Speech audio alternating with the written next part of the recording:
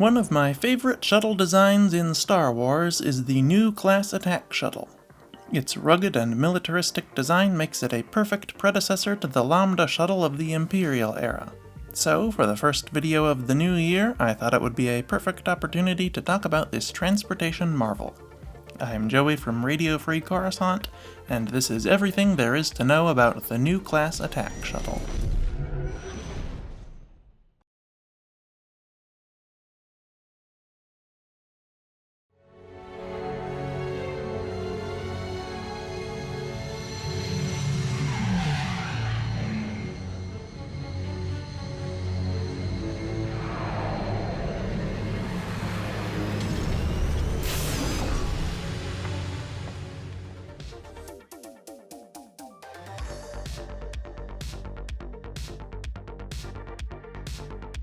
Design.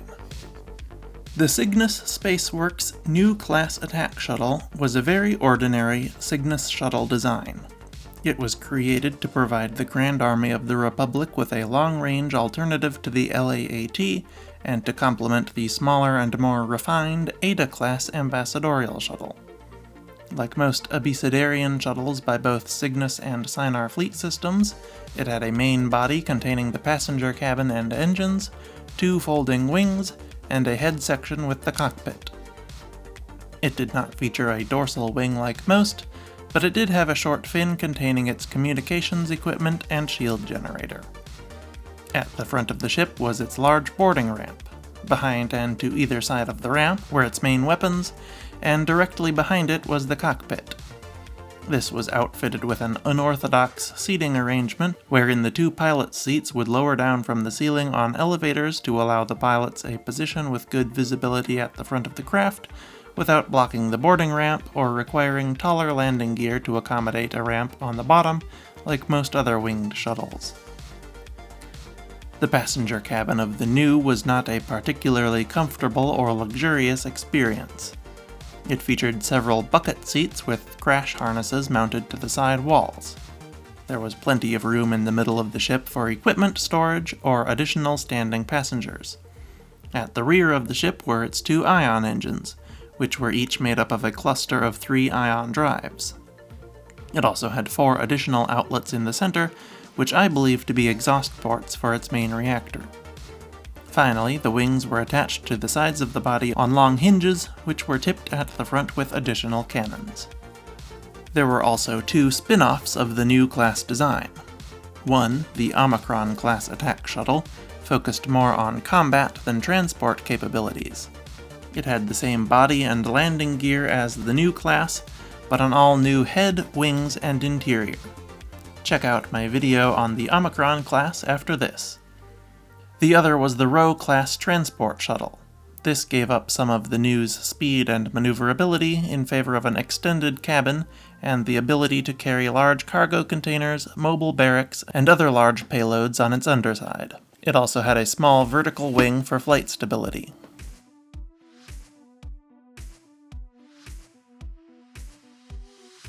Specifications.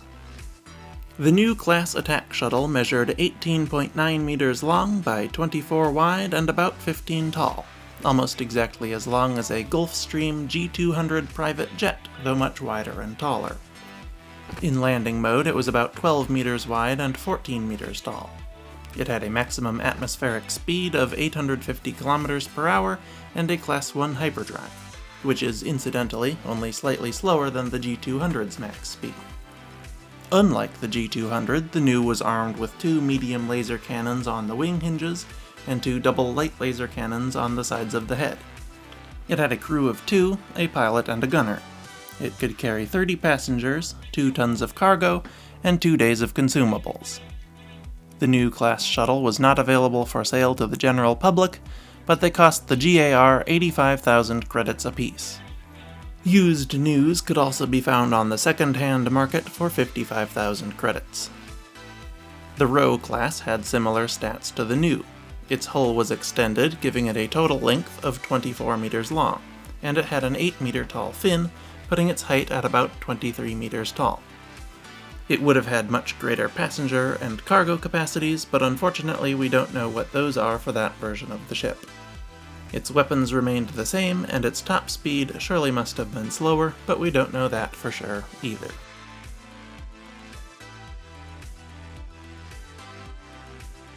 History.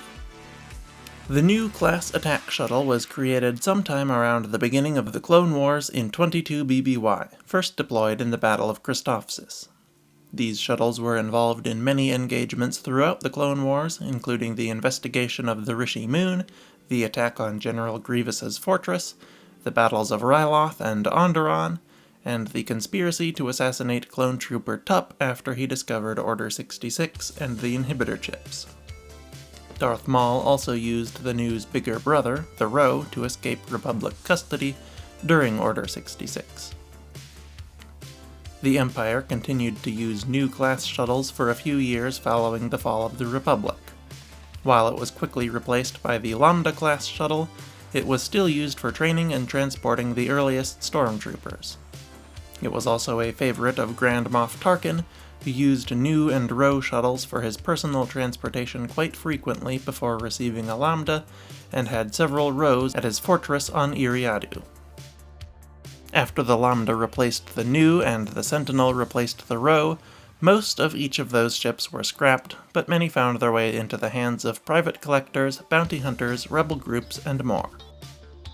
One was even used by the Free Ryloth movement to capture a Quasar Fire-class carrier that had been tormenting the planet for some time. Unfortunately, this is the last time we see a New in canon or Legends, but I'm sure another one will pop up sooner or later.